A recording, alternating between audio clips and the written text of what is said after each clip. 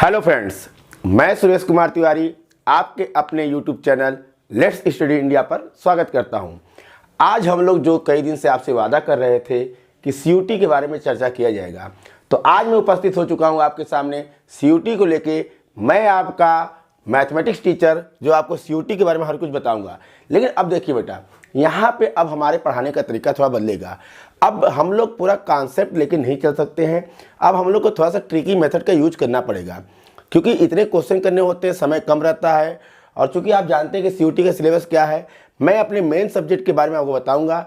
जो आपके पार्ट 1 है पेपर का, जो कंपलसरी है, वो आपके रिलेटेड टीचर यहाँ पे आपको बताएंगे।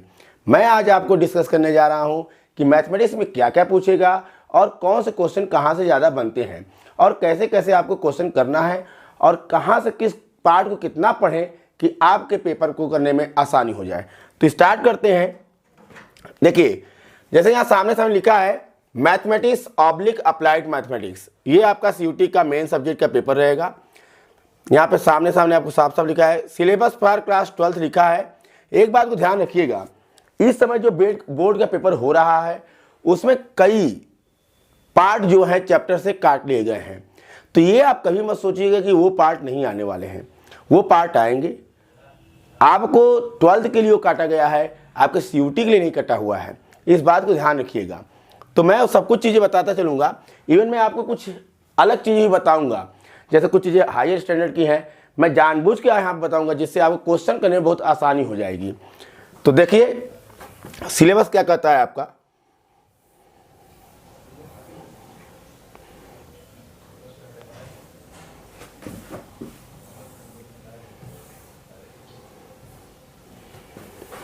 ये रहा आपका सिलेबस। मैथमेटिक्स है आपका। देखिए अप्लाइड मैथमेटिक्स, मैथमेटिक्स अप्लाइड में दो होते हैं पार्ट। यहाँ पे आप जानते हैं there will be one question paper which will contain 2 sections. यहाँ पे आपका एक ही पेपर होने वाला है जिसके अंदर 2 सेक्शन होंगे। सेक्शन ए होगा और सेक्शन बी होगा। बी में 2 पार्ट होंगे, B1 और B2 होगा। सेक्शन ए में आपको 15 क्वेश्चन पूछे जाएंगे, जो क्वेश्चन आपके मैथमेटिक्स और अप्लाइड मैथमेटिक्स से होंगे। अप्लाइड मैथमेटिक्स क्या होता है? देखिए मैथमेटिक्स का मतलब यहाँ पे है प्योर मैथमेटिक्स। प्योर मैथमेटिक्स में कुछ ही चैप्टर आते हैं, जैसे आपका रिलेशन फंक्शन हो गया, ये प्योर मैथमेटिक्स है। सेट थ्योरी है, वो आपका प्योर मैथमेटिक्स है। कैलकुलस आपका अप्लाइड मैथमेटिक्स है, लेकिन उसमें लिमिट, कॉन्टिन्यूटी, डिफरेंशियबिलिटी ये सब प्योर में आते हैं। तो अप्लाइड में क्या होता है, जैसे एरिया हो गया, एप्लीकेशन ऑफ डेरिवेटिव हो गए, ये सब के अप्लाइड हो, इंटीग्रेशन आपका हो गया। सेक्शन ए में आपको 15 क्वेश्चन आएंगे जिसको करना बहुत जरूरी है सबके लिए, चाहे मैथमेटिक्स हो चाहे अप्लाइड मैथमेटिक्स हो। ये 15 क्वेश्चन कंपलसरी है, इसको करना है। सेक्शन बी की अगर बात करें तो सेक्शन बी में जो क्वेश्चन आपको आएगा, 35 क्वेश्चन आपको आने वाले हैं। 35 क्वेश्चन में 25 क्वेश्चन आपको अटेम्प्ट करने हैं, ध्यान रखिएगा। वही चीज़ अप्लाइड के लिए भी है, चाहे मैथमेटिक्स की बात करें चाहे अप्लाइड की बात करें। अप्लाइड में थोड़ा सा पेपर में न्यूमेरिकल पोर्शन ज़्यादा रहेगा। टॉपिक की बात कर लेते हैं। अब वो टॉपिक की बात यहाँ पे हो रही है। टॉपिक में अगर देखेंगे, देखिए मैट्रिसेस लिखा हुआ है एंड टाइप्स ऑफ मैट्रिसेस। देखिए एक चीज जान लीजिए, मैट्रिसेस जो हो वहां पे जो क्वेश्चन आपके बनते हैं वह बहुत ही, ये मत सोचिए कि बहुत हार्ड आने वाला है, बहुत सिंपल भी नहीं आने वाला है। लेकिन क्वेश्चन ऐसे रहेंगे जहां कम से कम आपका माइंड कुछ काम करे। देखिए कोई भी चाहता है कि अगर हम लोग क्वेश्चन जो देते हैं वहां पे आप कर क्या रहे हैं। जैसे मैं आपसे क्वेश्चन, जैसे मैट्रिक्स में मैं देखा था जो पूछा गया पिछली बार से, कि अगर कोई सेट ऑफ मैट्रिक्स है, सेट ऑफ 3x3 मैट्रिक्स बनाना है, मैं 3x3 के मैट्रिक्स की बात करनी है। 3x3 के मैट्रिक्स की बात करनी है, कितने 3x3 के मैट्रिक्स बनेंगे जिसकी इंट्रीज, जो एलिमेंट उसमें भरे जाने हैं, वह केवल 0 और 1 हो। वह केवल क्या हो, 0 और 1 हो। एक तो पहले देखो, एक टोटल टाइप मैट्रिक्स पूछ रहा है कि कितने मैट्रिक्स आप बना सकते हैं 3x3 की, जिसमें आपको 0 और 1 ही बस एंट्री होनी चाहिए, उसके अलावा कोई और एंट्री नहीं होनी चाहिए। तो ये आप जो जान लीजिए कि कुल कितने एलिमेंट हो गए, 9।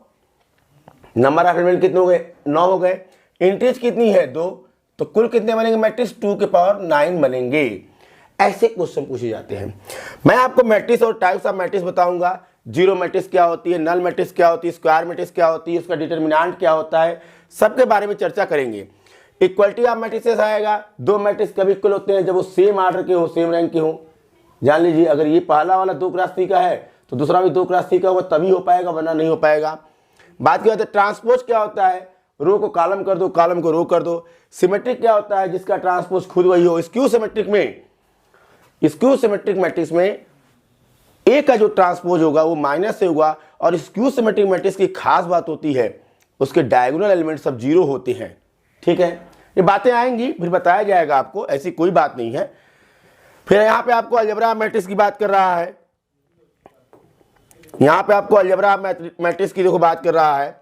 तो अलजेब्रा मैट्रिक्स क्या होता है, अलजेब्रा मैट्रिक्स का मतलब बस ये है कि दो मैट्रिक्स का सम क्या होगा, दो मैट्रिक्स का सम क्या होगा, दो मैट्रिक्स का डिफरेंस क्या होगा, दो मैट्रिक्स का प्रोडक्ट क्या होगा। कोसेंट की बात मत कर लेना, ध्यान रखना, केवल अलजेब्रा का मतलब यहाँ पे बस यही है, दो मैट्रिक्स का सम क्या होगा, दो मैट्रिक्स का डिफरेंस क्या होगा, और दो मैट्रिक्स का प्रोडक्ट क्या होगा। बस यही अलजेब्रा में आएगा और कहीं अलजेब्रा कुछ नहीं है। ठीक है, बात करते हैं डिटर्मिनेंट्स की। डिटर्मिनेंट्स में ध्यान लीजिए कि डिटर्मिनेंट्स कब आएगा, केवल स्क्वायर मैट्रिक्स का ही डिटर्मिनेंट्स निकाला जाता है, वरना नहीं निकाला जाता है। आप सोचिए कि 2x3 के मैट्रिक्स का डिटर्मिनेंट्स निकाला जाए तो ये संभव नहीं है। केवल और केवल आप स्क्वायर मैट्रिक्स के डिटर्मिनेंट्स की बात करेंगे, वरना वहां डिटर्मिनेंट्स की बात नहीं होगी। अब डिटर्मिनेंट्स के बाद इनवर्स आएगा, क्यों? क्योंकि अगर मैट्रिक्स नॉन सिंगुलर है, मतलब जिसका डिटर्मिनेंट नॉट इक्वल टू 0 है, वहीं पे हम लोग इनवर्स की बात करेंगे, वरना इनवर्स की बात नहीं करेंगे। वैसे मैं आपको बता दूं, इनवर्स का मैं आपको बहुत बेहतरीन तरीका यहाँ बताऊंगा कि इनवर्स 2x2 का कैसे निकाला जाता है, 3x3 का कैसे निकाला जाता है, वो भी विदिन 30 सेकेंड के अंदर मैं बताने वाला हूँ आपको। अब तो मैं उस तरीके से नहीं लगाऊंगा जैसे इनवर्स निकालते हैं। 2x2 का तो बहुत लोग जानते हैं, मैं आपको 3x3 बताऊंगा। इवन अगर आप कहोगे तो मैं 5x5, 4x4 भी बता दूंगा कि कैसे निकाला जाता है। फिर साइमल्टेनियस इक्वेशन है using matrix method, ax equal to b की बात करेंगे, यहाँ पे x y z की बात करते हैं। ये तो हो गया पोर्शन अलजेब्रा का, जिसमें मैट्रिसेस के ही सब टॉपिक हैं, और मैट्रिक्स में आपको जानना है कोई दिक्कत नहीं होने वाली है, बहुत ही सिंपल क्वेश्चन बनेंगे। केवल आपको कॉन्सेप्ट क्लियर करना है कि किस कॉन्सेप्ट से हम बताएं कि क्या होने वाला है। क्लियर है मेरी बात? अब तो बात करते हैं कैलकुलस की। यहां जो पोर्शन दिया गया है आपको कैलकुलस दिया गया है। कैलकुलस में आप जान लीजिए कि एलसीडी बहुत इंपॉर्टेंट है। एलसीडी का मतलब होता है लिमिट, कंटिन्यूटी एंड डिफरेंशियबिलिटी। ये कॉन्सेप्ट अगर आपको आ रहा है कि इसका मेन फंडा क्या होता है, अगर आपको डिफिनीशन एक्चुअल में क्लियर है तो कैलकुलस में कुछ नहीं रखा हुआ है। वैसे आपको बता दें, यहाँ पे हायर ऑर्डर डेरिवेटिव लिखा हुआ है। हायर ऑर्डर डेरिवेटिव का मतलब क्या होता है, सेकेंड ऑर्डर की बात करेगा, थर्ड ऑर्डर की बात करेगा। हम आपको बता दें यहाँ पे सेकेंड ऑर्डर से ऊपर नहीं आने वाला है, इस बात को आप ध्यान रखिएगा। यहाँ पे सेकेंड ऑर्डर से ऊपर नहीं आने वाला है। मैक्सिमम अगर आपको पूछा जाएगा सेकेंड ऑर्डर पूछा जाएगा। तो हायर ऑर्डर डेरिवेटिव में बात करेगा, जैसे एक चीज जान लीजिए, कुछ ऐसे स्पेशल फंक्शन होते हैं जिनका डेरिवेटिव तो पहले करना चाहिए। मैं आपको यहाँ पे डेरिवेटिव करने के मेथड के साथ साथ, वो तो मेथड आप जानते भी हैं नो डाउट, क्योंकि आप 12th पास हैं तो मेथड आपको आता ही होगा, या आप 12th में अपियर भी हैं तो अब तो सिलेबस खत्म है, आपके एग्जाम बोर्ड्स के शुरू होने वाले हैं, तो इतना तो आपको ज्ञान होगा ही कैसे डेरिवेटिव करते हैं। लेकिन कुछ ऐसे स्पेशल फंक्शन होते हैं जिनके डेरिवेटिव के लिए मैं आपको डायरेक्ट मेथड बताऊंगा, बस इस चैनल पे। देखो फिर ध्यान से, यहां पे टेंजेंट एंड नॉर्मल की बात करेंगे। हर फंक्शन के कितने टेंजेंट, कैसे बनते हैं टेंजेंट, टेंजेंट होता क्या है। टेंजेंट में dy बाई डी एक्स उसका स्लोप होगा, तो नॉर्मल का slope minus dx by dy होगा। ये सभी चीजें बताया जाएगा। सबसे बड़ी बात यह है, यहां पूछा जाता है कि दो कर्व एक दूसरे के ऑर्थोगोनल है तो क्या कंडीशन होगी। ऑर्थोगोनल का मतलब होता है वह एक दूसरे को जिस पॉइंट पे भी कट करेंगे वहां टेंजेंट के बीच के एंगल क्या होगी, 90 डिग्री होगी। और अगर टेंजेंट के बीच की एंगल अगर 90 डिग्री है तो 100% गारंटी है नॉर्मल के बीच की भी एंगल क्या होगी, 90 डिग्री होगी। तो टेंजेंट नॉर्मल भी आपको बताएंगे हम कैसे होता है। इंक्रीजिंग डिक्रीजिंग फंक्शन जो है बहुत इंपॉर्टेंट है। ये जो है इंक्रीजिंग एंड डिक्रीजिंग फंक्शन है, इसमें आपको इंटरवल पूछा जाता है। कि अगर फंक्शन इंक्रीजिंग है तो किस इंटरवल में लाई करेगा, और अगर फंक्शन डिक्रीजिंग है तो किस इंटरवल में लाई करेगा। बहुत से मेथड है, लेकिन मैं आपको एक सिंपल मेथड बताऊंगा बेबी कर्व के माध्यम से कि कैसे आप पता कर सकते हैं कि किस स्लॉट में इंक्रीजिंग होगा और किस स्लॉट में डिक्रीजिंग होगा, जिसको आप इंटरवल के नाम से जानते हैं। क्लियर है मेरी बात। फिर मैक्सिमा मिनिमा है, मैक्सिमा भी आपको बता दें, बहुत ही अच्छे अच्छे क्वेश्चन यहां से आते हैं मैक्सिमा में। मैक्सिमा मिनिमा में पॉइंट ऑफ मैक्सिमा क्या होता है, पॉइंट ऑफ मिनिमा क्या होता है, लेकिन यहां पे जो आपको क्वेश्चन पूछा जाएगा ये पूछा जाता है कि यक्स के किस वैल्यू पे वो मैक्सिमम होगा या यक्स के किस वैल्यू पे वो मिनिमम रिप्रेजेंट करेगा। क्लियर है मेरी बात। फिर यहां से आपका शुरू हो जाएगा इंटीग्रेशन एंड इट्स एप्लीकेशन की बात कर रहा है, ये इंटीग्रेशन और इट्स एप्लीकेशन की बात कर रहा है। तो इंटीग्रेशन को जो जनरल आप जानते हैं इंटीग्रेशन, वो सब मेथड तो आपको पढ़ने ही पढ़ने होंगे, लेकिन ध्यान लीजिए मैक्सिमम क्वेश्चन आपके इंटीग्रेशन बाय पार्ट से बनते हैं, और इंटीग्रेशन बाय पार्ट के साथ साथ आपके जो स्पेशल टाइप के फंक्शन हैं, जैसे एक आता है 0 से π/2 f(x) क्या होगा, तो आप जानते हो 0 से π/2 वाले में f(x) में जहां भी cos x sin x आ जाएगा वहां पे π/2 - x के काम करते हैं। या a to b f(x) क्या होता है, a to b f of a plus b minus x dx होता है। इस टाइप के क्वेश्चन यहां से ज्यादा बनते हैं। तो इंटीग्रेशन में हम लोग क्या करेंगे, शॉर्ट ट्रिक अपनाएंगे। और इवन मैं आपको बता दूं, अब मैं यहां पे आपको मैक्सिमम क्वेश्चन में आपको ऑप्शन मेथड से कैसे सॉल्व करते हैं मैं ये समझाऊंगा। मैं वहां नहीं जाने वाला हूं कि जहां क्वेश्चन को सॉल्व किया जाए।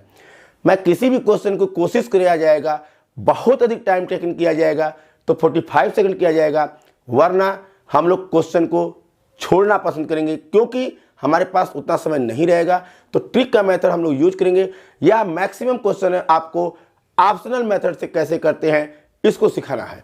तो हम तो ऑप्शन से करेंगे और आपको उस मेथड को सिखाएंगे कि देखो ऑप्शन को देख के कैसे बताया जा सकता है कि यह उसी का सॉल्यूशन होगा।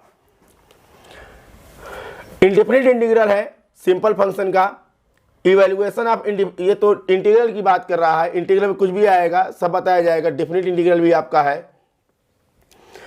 Application of integration as area under the curve, area under the curve की बात कर रहा है। देखिए दो क्वेश्चन यहां से बनते हैं, एक होता है area between curve and line और एक होता है एरिया बिटवीन टू कर्व। मैं दोनों के फार्मूले बता दूंगा आपको, और उसी फार्मूले केवल आपको इंटीग्रेट करना होगा और इंटीग्रेट करके आप बता सकते हैं कि क्या उसकी एरिया होगी। बहुत सिंपल है, यहाँ पे कोई दिक्कत ही नहीं होगी आपको। डिफरेंशियल इक्वेशन से एक क्वेश्चन आपका ये आएगा कि आर्डर क्या है, डिग्री क्या है, आर्डर क्या है, डिग्री क्या है, वेरिएबल सेपरेबल क्वेश्चन आपसे यहाँ बनेंगे, लीनियर क्वेश्चन बनेंगे, बर्नौली फॉर्म बनेगा, होमोजीनियस बनेगा, इससे ज्यादा कुछ नहीं आने वाला है। डिफरेंशियल इक्वेशन में केवल फॉर्मेशन ऑफ डिफरेंशियल इक्वेशन कि अगर मान लीजिए सर्कल का फैमिली है, फैमिली ऑफ सर्कल्स है, तो डिफरेंशियल इक्वेशन क्या होना चाहिए। क्लियर है मेरी बात। दूसरी चीज यहां से आर्डर और डिग्री जरूर पूछे जाएंगे क्वेश्चन में, ये आर्डर क्या होगा, उसकी डिग्री क्या होगी, इसके बारे में बात होगी। आर्डर डिग्री के साथ साथ डिफरेंशियल इक्वेशन में बहुत क्वेश्चन बनेगा, तो आपको बस वेरिएबल सेपरेबल आएगा, वेरिएबल सेपरेबल के साथ साथ लीनियर की बात करेगा, बर्नौली की बात कर लेगा और होमोजीनियस की बात होगी।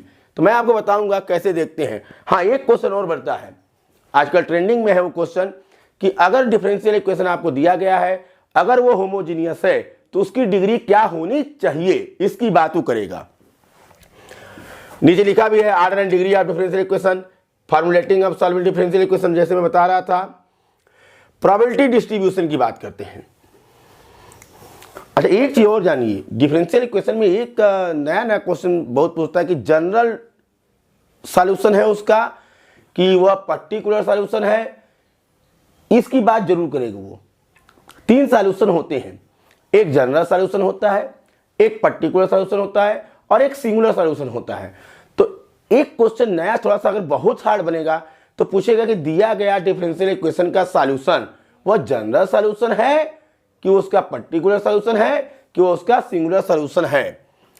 प्रोबेबिलिटी डिस्ट्रीब्यूशन में ध्यान रखिएगा, प्रोबेबिलिटी तो पहले एक चीज जान लीजिए कि इसमें आप बेस थ्योरम अगर नहीं आ रहा है तो फिर बहुत दिक्कत हो जाएगी।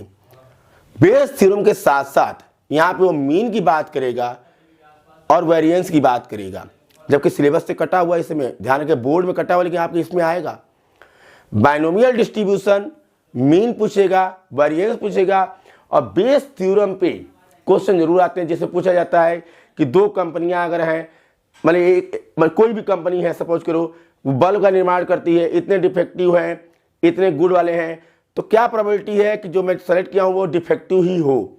इस प्रकार की, जिसे वो टोटल प्रोबेबिलिटी भी बोला जाता है। टोटल प्रोबेबिलिटी के बाद ही तो बेस थ्योरम आपका आएगा। तो यहाँ पे इसकी बात करें तो बाइनोमियल डिस्ट्रीब्यूशन लिखा हुआ है, वेरिएंस भी लिखा है, स्टैंडर्ड डेविएशन भी लिखा है, इनकी बात बस करेगा। ज़्यादा ये मत सोचिएगा कि एक डाइस को फेंक दिया गया है तो 6 आने, ऐसे क्वेश्चन नहीं बनने वाले हैं कि 6 आने की प्रोबेबिलिटी क्या होगी, 2 कॉइन को टॉस्ट किया गया, 2 हेड आने, ऐसे क्वेश्चन नहीं बनने हैं। जो भी क्वेश्चन बनेगा अब यहाँ पे वह टोटल प्रोबेबिलिटी और बेस थ्योरम से रिलेटेड होगा, उसके पीछे वो नहीं पूछेगा, ये 100% गारंटी है। लीनियर प्रोग्रामिंग, अब जानते हैं लीनियर प्रोग्रामिंग में केवल रीजन पूछता है कि कहाँ वो ऑप्टिमम सॉल्यूशन को रिप्रेजेंट करेगा। जहाँ पे वो ऑप्टिमम सॉल्यूशन को रिप्रेजेंट करेगा वहीं की बस बात करनी है, उसके अलावा हम लोग कहीं और बात नहीं करेंगे। उसके बाद बात करता है, देख लीजिए लिखा हुआ लीनियर प्रोग्रामिंग में, mathematical formulation of linear programming problem, graphical method, बिना ग्राफ के तो लीनियर प्रोग्रामिंग होना नहीं है, 100% गारंटी है। फीजिबल एंड इनफीजिबल रीजन, यही मेन है, फीजिबल और इनफीजिबल रीजन और ऑप्टिमल फीजिबल सॉल्यूशन, बस इसी की बात करनी है और ये सबसे इंपॉर्टेंट है, ध्यान रखिएगा। अब मैं आपको बताऊंगा कि ऑप्टिमम सॉल्यूशन क्या होता है। ऑप्टिमम सॉल्यूशन एक चीज जानिए, एलपीपी में बस 2 ही चीज का ध्यान रखना है कि मुझे अपने प्रॉफिट को मैक्सिमाइज करना है। एक छोटे छोटे, एक तरह से कहिए कि हम लोग के आम भाषा में एलपीपी में क्या मतलब होता है, ये टोटल बिजनेस पे डिपेंडेंट मैथमेटिक्स है। यहाँ पर हमको 2 ही बातें करनी है, मैं अपने प्रॉफिट का मैक्सिमाइज कर लूँ, मैंने अपने प्रॉफिट का मैक्सिमाइजेशन, और अगर मुझे घाटा हो रहा है तो उसका किसी न किसी तरीके से मिनिमाइजेशन किया जाए। भाई हम जान रहे हैं अब घाटे में तो जा ही रहे हैं, लेकिन कम से कम मेरा घाटा हो, मैं उसकी बात करूंगा। वही ऑप्टिमल फीजिबल सॉल्यूशन बताता है। तो ये बात थी मैथमेटिक्स की चल रही थी। सेक्शन B1 की जो मैथमेटिक्स है यहां से स्टार्ट हो गया। इसमें आपको आएगा रिलेशन फंक्शन। रिलेशन फंक्शन में आप जानते हैं कि टाइप्स ऑफ रिलेशन में एक चीज आप जानिएगा, एक आपको इम्पटी रिलेशन जरूर पढ़ लेना और ऐसा एग्जांपल दो जिससे इम्पटी रिलेशन आपको सेटिस्फाइड हो जाए। आइडेंटिटी रिलेशन होता है, आपका इक्विवेलेंस रिलेशन होगा, रिफ्लेक्सिव होता है, सिमेट्रिक होता है, ट्रांसिटिव होता है, इक्विवेलेंस की बात करेंगे। तो टाइप्स ऑफ रिलेशन है reflexive, symmetric, transitive, equivalence relation. जैसे मैंने बता दिया था 1-to-1 एंड ऑन-टू फंक्शन। कोई फंक्शन 1-1 कब होता है, कोई फंक्शन ऑन-टू कब होता है। अच्छा एक चीज और जानिए, मैं आपको सीधे यहां डायरेक्ट मेथड बताऊंगा, केवल देख के तुम बताओगे कि रिफ्लेक्सिव है, सिमेट्रिक है, ट्रांसिटिव है कि नहीं है, तुरंत देख के बताना सीख जाओगे। ये तो मैं आपको सिखा दूंगा। उसके साथ साथ कोई फंक्शन 1-1 कब होता है, कोई फंक्शन ऑन-टू कब होता है, इसकी बात किया जाएगा। 1-1 के लिए जानते हैं अगर 2 एलिमेंटों की इमेज इक्वल है तो करस्पॉन्डिंग एलिमेंट भी इक्वल होनी चाहिए, और दूसरा तरीका होता है कि अगर एलिमेंट इक्वल नहीं है तो करस्पॉन्डिंग इमेज भी इक्वल नहीं होगा। तो ये तो बात हो गया फंक्शन का 1-1 का। कंपोजिट फंक्शन गॉफ फॉक की बात कर रहा है कि एफ फंक्शन है, जी फंक्शन है, तो डायरेक्ट अगर जाए तो गॉफ क्या होगा, फॉक क्या होगा। जैसे यहां पे इस तरीके की बात होगी, यहां पे एक सेट ये हो जाएगा,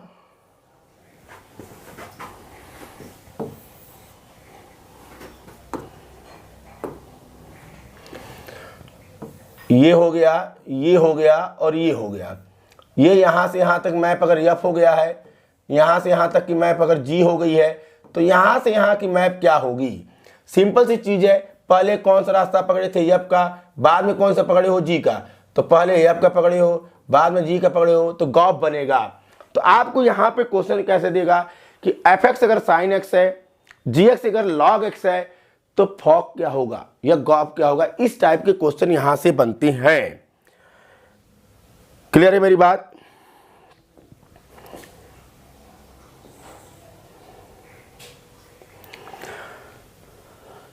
इनवर्स ऑफ ए फंक्शन, किसी फंक्शन का इनवर्स कब होगा, जब वो फंक्शन 1 1 और 2 होगा तो उसके इनवर्स की बात करेंगे। क्लियर है? इनवर्स ऑफ फंक्शन में आपको केवल डोमेन रेंज आता है, उससे अधिक कुछ नहीं आएगा। डोमेन रेंज से क्वेश्चन फिक्स है, गारंटी है। बाइनरी ऑपरेशंस क्या होते हैं?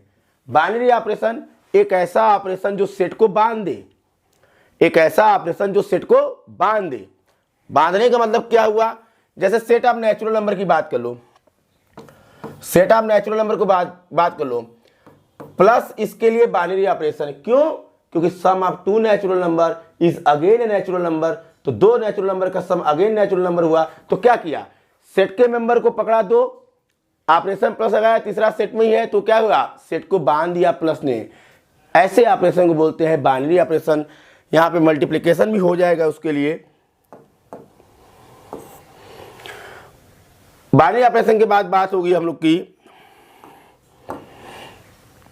इनवर्स ट्रिग्नोमेट्रिकल फंक्शन कि इनवर्स ट्रिग्नोमेट्रिकल फंक्शन क्या होता है। तो इनवर्स ट्रिग्नोमेट्रिकल फंक्शन में आपको डिफिनीशन आएगा, रेंज आएगा, डोमेन आएगा। डिफिनीशन, रेंज, डोमेन तो देखो तुमको याद होना चाहिए, नो डाउट। अगर आप 12th इस बार दे रहे हो या पास आउट हो तो इनवर्स फंक्शन के लिए साइन, कॉस, टेन, सेक, कोसेक, कॉट सबका डोमेन रेंज तो पहले आपको याद होना चाहिए। प्रिंसिपल वैल्यू कैसे निकालते हैं तो उसकी प्रिंसिपल रेंजेस भी दिए गए रहते हैं कि इस रेंज में रहेगा तो प्रिंसिपल वैल्यू होकर आएगा। ग्राफ पूछा जाता है तो ग्राफ से केवल हम लोग को डोमेन रेंज का, केवल डोमेन रेंज की बात करते हैं। ग्राफ तो आपको ऑब्जेक्टिव में आने नहीं है, केवल डोमेन रेंज की बात होगी। प्रॉपर्टीज पूछा जाएगा यहाँ पे कि अगर साइन इनवर्स एक्स इतना है तो इसकी वैल्यू क्या होगी। इस सब के क्वेश्चन यहाँ पे बनते हैं। फिर अलजेब्रा में आ जाइए, मैट्रिसेस आ गया, ऊपर मैं कर चुका हूँ, सेम चीज़ें हैं, ये उसी को बस थोड़ा सा ओपन कर दिया है। कॉन्सेप्ट है, मैट्रिक्स क्या होता है, नोटेशन क्या होता है, ऑर्डर क्या कैसे देखते हैं, इक्वलिटी देखते हैं, types of matrices, zero matrix, transpose, ये मैं ऊपर बताए हुए आपको। यहाँ तक तो सब कुछ सही है। Concept of elementary row and column operation. यहाँ पे देखिए एक चीज लिखा है, नॉन कम्युनिटेटिव मल्टीप्लिकेशन। देखिए मैट्रिक्स मल्टीप्लिकेशन कम्यूटेटिव लॉ को फॉलो करिए, कोई गारंटी नहीं है। जो ए बी की वैल्यू आएगी वही बी ए की वैल्यू आएगी, ये कोई गारंटी नहीं है, ये आप जान लीजिए। हाँ हो सकता है, लेकिन मैट्रिक्स मल्टीप्लिकेशन में एसोसिएटिव लॉ हमेशा सेटिस्फाइड होता है, ये ध्यान रखिएगा। तो यहां पे देखो दिया गया है कि 2 नॉन जीरो मैट्रिक्स लेना है जिसका प्रोडक्ट 0 हो। हम लोग 2 ऐसे नॉन जीरो मैट्रिक्स लेंगे जिसका प्रोडक्ट क्या होना चाहिए? 0 होना चाहिए। मैं आपको दिखाऊंगा ऐसे 2 नॉन जीरो मैट्रिक्स में दिखाऊंगा, ए बी तो 0 होगा लेकिन बी ए की गारंटी नहीं दूंगा मैं 0 होगा। ये देखिए मेन यहाँ पे कॉन्सेप्ट आपको लिखा हुआ है और इससे क्वेश्चन बनते भी, बहुत अच्छे क्वेश्चन यहाँ बनते हैं। ये जो आपकी लाइन लिखी हुई है, non commutativity of multiplication of matrices existence non matrix whose product is 0 matrix. 2 cross 2 की केवल बात करेगा क्योंकि रिस्ट्रिक्ट किया है, देखो बोल दिया restrict to square matrix of order 2, बस ऑर्डर 2 की ही बात करेगा, उसके ऊपर की बात नहीं होनी है। मतलब इस टॉपिक से एक क्वेश्चन तो फिक्स है। वो पूछेगा क्या कि आप 2 ऐसे नॉन जीरो मैट्रिक्स दिखाइए कि ए और बी का प्रोडक्ट ए बी अगर करे तो 0 आ जाए लेकिन बी ए 0 नहीं होगा। ये बात यहाँ पे ये करेगा तो देखा जाएगा। मैं आपको बहुत सारे एग्जाम्पल बताऊंगा और एग्जाम्पल क्या बताऊंगा, मैं आपको बनाना बता दूंगा कि ऐसे कौन कौन से नॉन जीरो मैट्रिक्स एग्जिस्ट करते हैं जिनका प्रोडक्ट 0 होगा। ये मैं आपको बनाना सिखा दूंगा। एग्जाम्पल की तो बात ही छोड़ दीजिए आप। फिर आपको यहां से देखिए पूछा जाएगा concept of elementary row and column operation. कहने का मतलब ये जो मेथड होता है ए इक्वल टू आई ए जिससे इनवर्स निकाला जाता है उसकी बात कर रहा है। तो 2 रो को जोड़ के तीसरे रो को 0 करना, ऑपरेशंस कैसे करते हैं, एलिमेंट्री ऑपरेशंस कैसे अप्लाई होते हैं। अच्छा एक चीज जान लीजिए, ये जो ऑपरेशंस लिखे हुए हैं concept of elementary row and column operation, तो ध्यान रखिएगा रो ऑपरेशन लगाएंगे तो रो ही लगाएंगे, कॉलम लगाएंगे तो कॉलम ही लगाएंगे अगर इनवर्स निकालना होगा तो। इन्वर्टिबल मैट्रिक्स की बात कर रहा है, वो इनवर्स की बात कर रहा है। और किसी मैट्रिक्स का अगर इनवर्स एग्जिस्ट करता है तो यूनिक होगा। इनवर्स ऐसा नहीं कि हर मैट्रिक्स का इनवर्स एग्जिस्ट करे ही, हर मैट्रिक्स का इनवर्स एग्जिस्ट करेगा ये कोई गारंटी नहीं है। किसी मैट्रिक्स का इनवर्स तभी एग्जिस्ट करता है जब उसका डिटर्मिनेंट नॉट इक्वल टू 0 हो, माने अगर वो नॉन सिंगुलर होगा तभी इनवर्स की बात करेंगे, वरना इनवर्स की बात हम लोग एकदम नहीं करेंगे। क्लियर है? और बात ये होगी कि अगर किसी मैट्रिक्स का इनवर्स एग्जिस्ट करता है तो 100% वो क्या होगा, यूनिक होगा। इसकी बात यहां पे करनी है। डिटर्मिनेंट की बात कर रहा है। डिटर्मिनेंट में मैंने बता दिया है, डिटर्मिनेंट आप उसी मैट्रिक्स के निकालोगे जो स्क्वायर होगा। अगर मैट्रिक्स स्क्वायर नहीं है तो डिटर्मिनेंट की बात नहीं होगी। यहां पे केवल हम लोग 3x3 मैट्रिक्स तरह के चलेंगे। प्रॉपर्टीज ऑफ डिटर्मिनेंट है कि अगर किसी डिटर्मिनेंट के कोई एक रो जीरो हो जाए, कोई एक कॉलम जीरो हो जाए तो उस डिटर्मिनेंट क्या होती है, जीरो होती है। बहुत सी प्रॉपर्टीज है, मैं आपको बताऊंगा। माइनस क्या होता है, कोफैक्टर क्या होता है, एडजॉइंट कैसे निकालते हैं। 2x2 मैट्रिक्स का एडजॉइंट तो डायरेक्ट सीखोगे, 3x3 का मैं आपको डायरेक्ट सिखाऊंगा। मैं 2x2 का एडजॉइंट कैसे निकाला जाता है डायरेक्ट, ये तो आपको पता भी होगा। नहीं पता होगा तो मैं सिखाऊंगा आपको इस प्लेटफॉर्म से। मैं इसके साथ साथ आपको 3x3 का भी कैसे डायरेक्ट लिखते हैं वो भी मैं आपको सिखाऊंगा अपने प्लेटफॉर्म से। फिर यहां पे बात किया जाएगा कंसिस्टेंसी। सिस्टम कंसिस्टेंट कब होता है, जैसे आपको लीनियर इक्वेशंस दिए रहेंगे, 3-4 इक्वेशन दिए रहेंगे, उसको सॉल्व करना होता है। वह कंसिस्टेंट कब होता है, जब कोई सॉल्यूशन रखे, चाहे यूनिक सॉल्यूशन रखे चाहे इनफाइनाइट नंबर ऑफ सॉल्यूशन रखे, उसकी दिक्कत नहीं है। अगर सिस्टम ऑफ लीनियर इक्वेशंस अगर सॉल्यूशन रखता है तो कंसिस्टेंट कहलाएगा, वरना कंसिस्टेंट नहीं कहलाएगा। और यहां पे बात रैंक की भी हम करेंगे। ये तो यहां टॉपिक लिखा हुआ है, मैं इससे अच्छा क्या करूंगा, आपको रैंक सिखा दूंगा। जब आप रैंक निकालना जान जाएंगे तो रैंक से ही बता देंगे कि सिस्टम कंसिस्टेंट है कि इनकंसिस्टेंट सिस्टम दिया गया है। क्लियर है मेरी बात? फिर यहां पे आपको है उसके सॉल्यूशन की बात किया है, 2 वेरिएबल 3 वेरिएबल की। यूनिट थर्ड की बात करता है, कैलकुलस आ गया। कैलकुलस में आपका है कॉन्टिन्यूटी एंड डिफरेंशियबिलिटी की बात करेगा। देखिए कॉन्टिन्यूटी और डिफरेंशियबिलिटी, यहां डिफरेंशिएशन भी आएगा। Rolle's theorem, Lagrange mean value theorem, second order derivative, ये सब है। मैं आपको इसके बारे में छोटी सी चीजें बताता हूं। पहली बात कॉन्टिन्यूटी डिफरेंशियबिलिटी, मैं आपको एक पन्ने का चार्ट पढ़ाऊंगा, उसी पन्ने से मैक्सिमम फंक्शन आप कवर कर लोगे। कौन कौन से फंक्शन कॉन्टिन्यूअस होंगे और कौन कौन से डिफरेंशिएबल होंगे, और जो डिफरेंशिएबल होगा वो तो कॉन्टिन्यूअस होगा ही होगा, नो डाउट। करना क्या है उसमें, इम्प्लिसिट फंक्शन की बात करता है। इम्प्लिसिट फंक्शन क्या होता है, जैसे 2 वेरिएबल होता है एक्स और वाई। जैसे इसकी बात कर ले, हम थोड़ा सा आपको दिखा दें एक इक्वेशन। मैंने लिखा एक्स के power y equal to y के पावर एक्स। मैं कह रहा हूं कि एक्स को वाई के टर्म में लिख के दिखाओ, या मैं कह रहा हूं वाई को एक्स के टर्म में लिख के दिखाओ, नहीं कर सकते। यहां आप लाख कोशिश कर लो, एक्स को वाई के टर्म में या वाई को एक्स के टर्म में नहीं लिख पाओगे। मैं 100% गारंटी बता रहा हूं। And such type of function known as implicit function बोला जाता है। तो यहां पर डिफरेंशिएशन की बात आपको करेगा, लॉगरिथमिक फंक्शन का डिफरेंशिएशन करना है, उसके बाद derivative of function parametric form में करना है, माने x किसका फंक्शन होगा t का होगा, y किसका फंक्शन होगा t का होगा, सब कुछ चीजें बताया जाएगा। बहुत ही सिंपल चीजें हैं, सिलेबस में बहुत ज्यादा कोई दिक्कत नहीं है। अगर आप चाहें तो खुद इसको कर सकते हैं। इसके बाद आपको सेकेंड ऑर्डर डेरिवेटिव है, डी2 और ds2 की बात करेगा। रोज थ्योरम है, लाग्रांज मीन वैल्यू थ्योरम है। रोज थ्योरम क्या होता है, fs कंटीन्यूअस हो ओपन इंटरवल ab में, fs कंटीन्यूअस हो क्लोज इंटरवल ab में, डिफरेंशिएबल हो ओपन इंटरवल ab में, और fa इक्वल टू fb हो। जहां 3 कंडीशन ही होल्ड हुआ तो कहता है भैया मैं एक ऐसा सी दूंगा ओपन इंटरवल ab में जहां पे f डैश सी क्या होगा, 0 होगा। बहुत सिंपल सा है। लाग्रांज मीन वैल्यू थ्योरम की जो बात हो रही है यहाँ पे, तो लाग्रांज मीन वैल्यू थ्योरम भी कुछ नहीं है, बस वही चीज है। केवल रोल्स थ्योरम जो है उसमें एक कंडीशन कम कर दो। रोल्स में क्या था, 3 चीजें थी कि एफ क्या होना चाहिए, कंटीन्यूअस होना चाहिए क्लोज में इंटरवल ab में, डिफरेंशिएबल ओपन इंटरवल ab में, और F equal to F B तो एक सी देता था, यहाँ पे एफ डैश सी क्या था, 0 था। यहाँ पे केवल 2 कंडीशन देगा, एक कंटिन्यूटी क्लोज इंटरवल ab में, एक डिफरेंशिएबिलिटी ओपन इंटरवल ab में। तब कहेगा कि एक ऐसा पॉइंट सी जरूर मिलेगा ओपन इंटरवल ab में जहां पे एफ डैश सी जो होगा वो एफ बी माइनस एफ अपन बी माइनस ए होगा।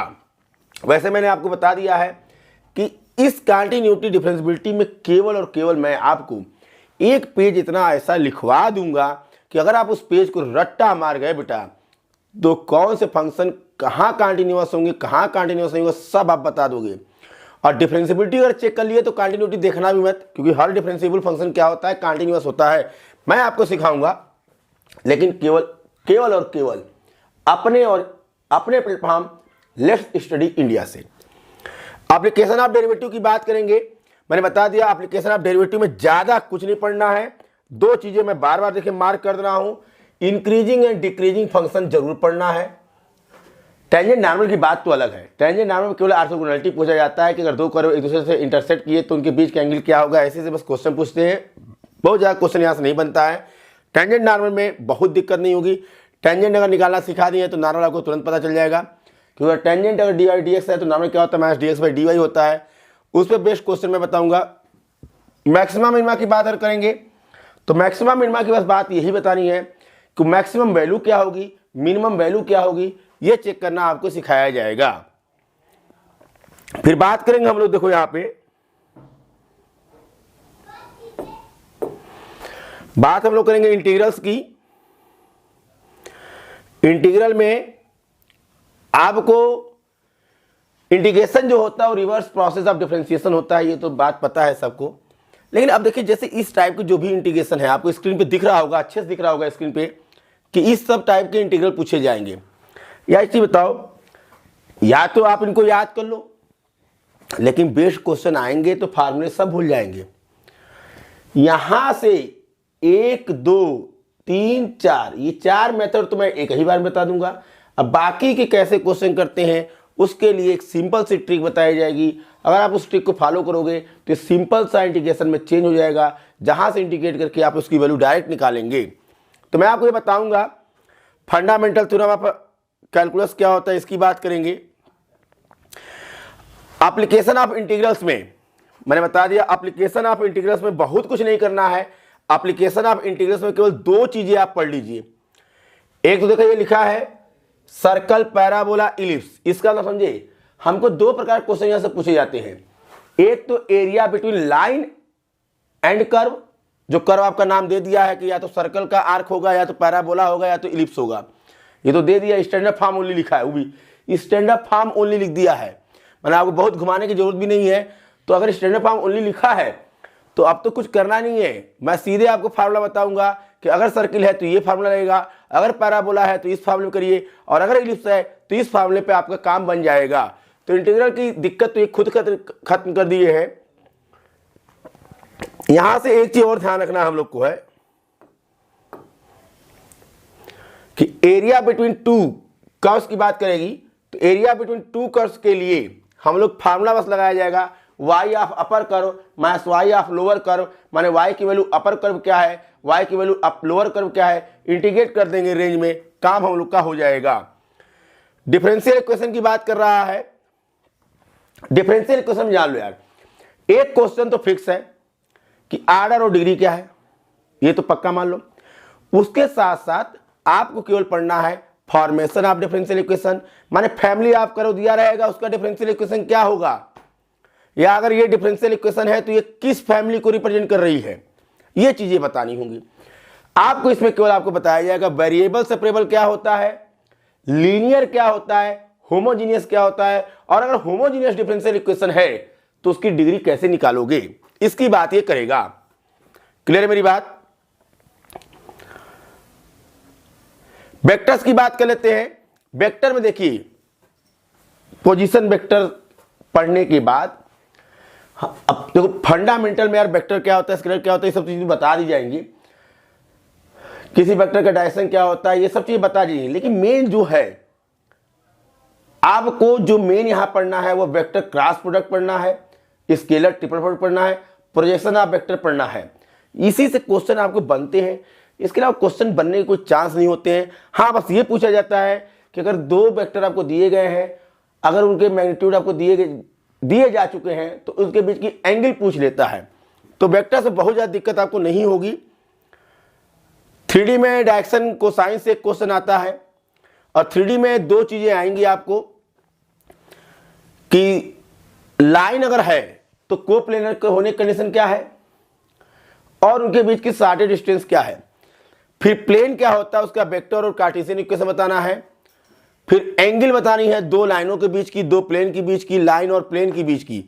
तो ये सब चीज बहुत ही सिंपल तरीके से मैं आपको बताऊंगा। केवल और केवल क्वेश्चन पढ़ना है, क्वेश्चन के कॉन्सेप्ट जाके मैं बस आपको एक तरीका समझाऊंगा कि जितने भी 3D क्वेश्चन है, 3D क्वेश्चन में केवल आप फिगर बनाइए, तुरंत आपका आंसर आपको सामने दिखेगा। ये मैं आपको समझाऊंगा, जैसे ही कोर्स शुरू हो जाएगा सब कुछ बताया जाएगा। अगला है लीनियर प्रोग्रामिंग। लीनियर प्रोग्रामिंग में बहुत ज़्यादा नहीं पढ़ना है।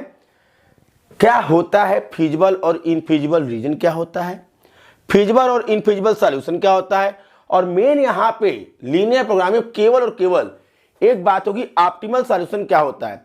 देखिए बिजनेस मैथमेटिक्स है, एलपीपी जो है आपका लीनियर प्रोग्रामिंग प्रॉब्लम, ये आपका बिजनेस मैथमेटिक्स है। यहाँ ऑप्टिमल सॉल्यूशन का मतलब बस एक ही होता है, किस प्रकार से अपने गेन को मैक्सिमाइज किया जाए, प्रॉफिट का मैक्सिमाइजेशन और लॉस का मिनिमाइजेशन करना होता है।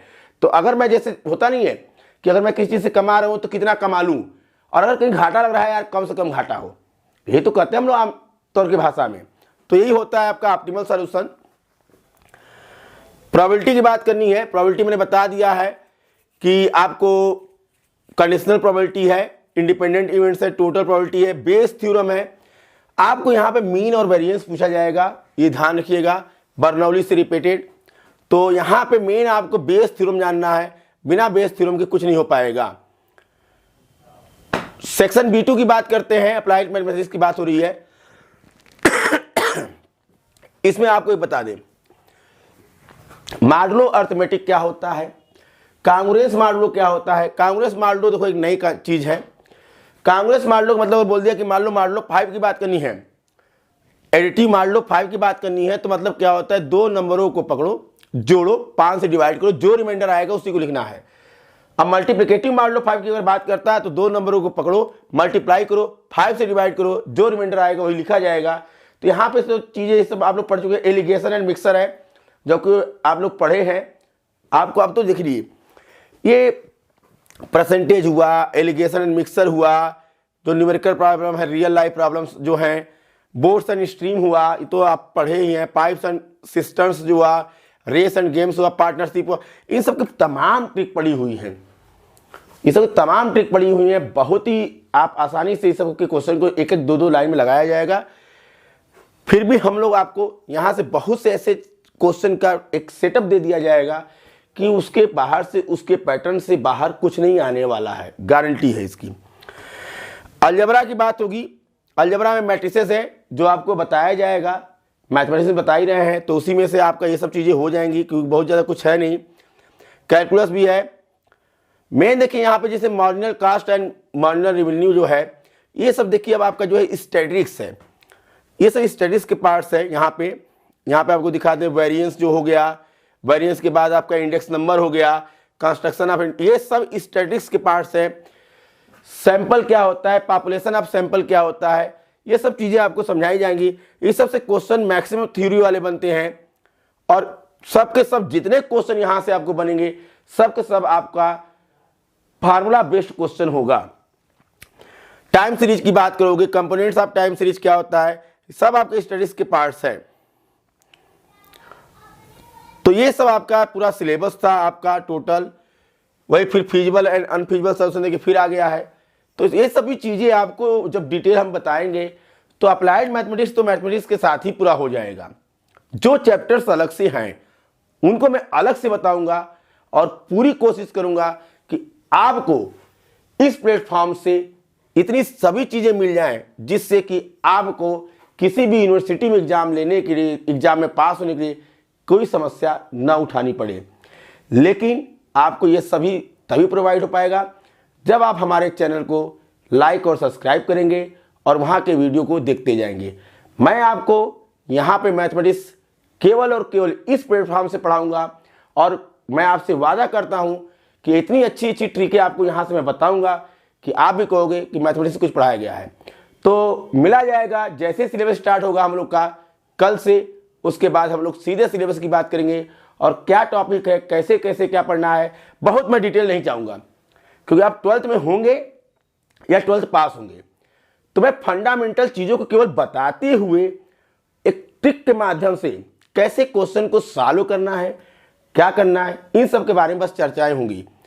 तो उम्मीद करते हैं आपको हम लोग का वीडियो अच्छा लगा होगा। तो मिलते हैं दोबारा, तब तक के लिए धन्यवाद।